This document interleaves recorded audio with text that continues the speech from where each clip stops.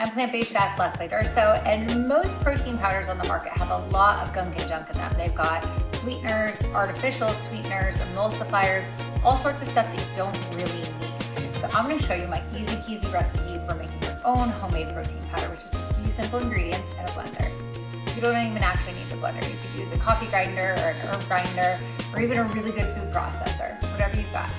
We're gonna need 5 ingredients for my favorite kind of protein powder. I've got hemp seeds, pumpkin seeds, quinoa, chia seeds, and sunflower seeds.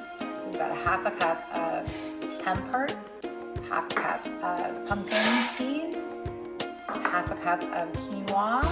This is uncooked quinoa that I rinsed and dried. A quarter a cup of sunflower seeds, and a quarter a cup of chia seeds. All we're gonna do is turn this on and let it go. Every few minutes, you're just gonna kind of shake it down and make sure everything gets ground up.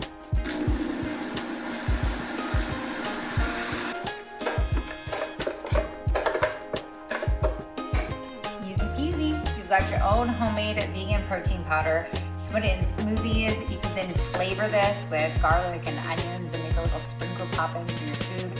Sprinkle it on top of salads, yogurt, whatever you want to do. It's easy. So you may have noticed that I did not use any nuts in this protein powder. That's because I wanted to make a nut-free version for all of you. And then also, I like to sprout my nuts before I put them in my smoothie.